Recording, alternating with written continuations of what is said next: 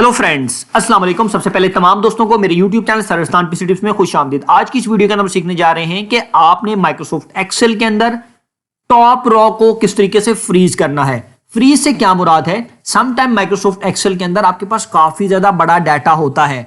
जब आप अपने डाटा को डाउन साइड नीचे की तरफ स्क्रॉल करते हैं, जो आपकी फर्स्ट टाइटल वाली रॉ होती है वो नीचे छुप जाती है। मिसाल के तौर पर इस वाली शीट के अंदर अगर आप देखें, मैं अपने डाटा को नीचे स्क्रॉल करता जा रहा हूं, लेकिन जो मेरी फर्स्ट रॉ, ये वाली जो मेरी रॉ है, ये फ्रीज है, ये ऊपर नीचे नहीं हो रही। ये मैंने फ्रीज की हुई है, इस वजह से मेरा डाटा नीचे से ऊपर जाता जा रहा है, लेकिन मेरी रॉ नहीं हिल रही क्योंकि वो फ्रीज है। इसी तरीके से मैं अगर आप शीट 2 में आऊं तो अब आप देखिएगा, ये मेरी जो फर्स्ट रॉ है ये फ्रीज नहीं है। जब मैं अपने माउस से स्क्रॉल कर रहा हूं तो वो मेरी ऊपर चली गई और छुप गई।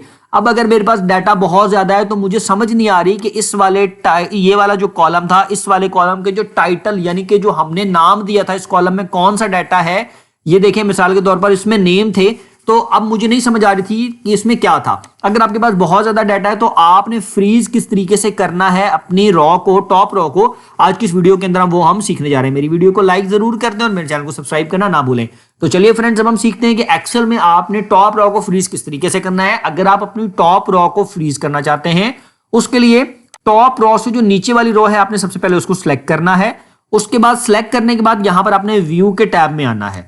व्यू के टैब में एक जगह पर आपको लिखा हुआ मिलेगा फ्रीज। जो बंदे कोई और माइक्रोसॉफ्ट ऑफिस का वर्जन इस्तेमाल करें, कोई लोग पुराना कर होंगे, कोई लोग नया करेंगे, तो लफ्ज फ्रीज का ही आपने इस व्यू के टैब में से ढूंढना है।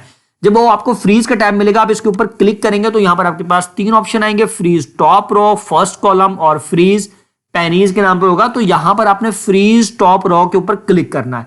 जैसे आप इस फ्रीज के ऊपर क्लिक करेंगे तो इस रॉ से ऊपर वाला डाटा फ्रीज हो जाएगा आपका। ठीक हो गया। अब मैंने यहाँ पे फ्रीज कर दिया। अब मैं यहां से नीचे स्क्रॉल करता हूं तो ये देखें जी, जो हमारी टॉप रॉ थी वो फ्रीज हो चुकी है। फ्रेंड्स, मैं उम्मीद करता हूं कि आप तमाम दोस्तों को मेरी आज की क्लास, जिसके अंदर हम लोगों ने सीखा कि अपने माइक्रोसॉफ्ट एक्सेल के अंदर टॉप रॉ को फ्रीज किस तरीके से करना है, समझ आई होगी। आज के लिए मुझे इजाजत दीजिए। अब हम इंशाल्लाह ताला अपनी नेक्स्ट वीडियो में हाजिर होंगे। अल्लाह हाफिज।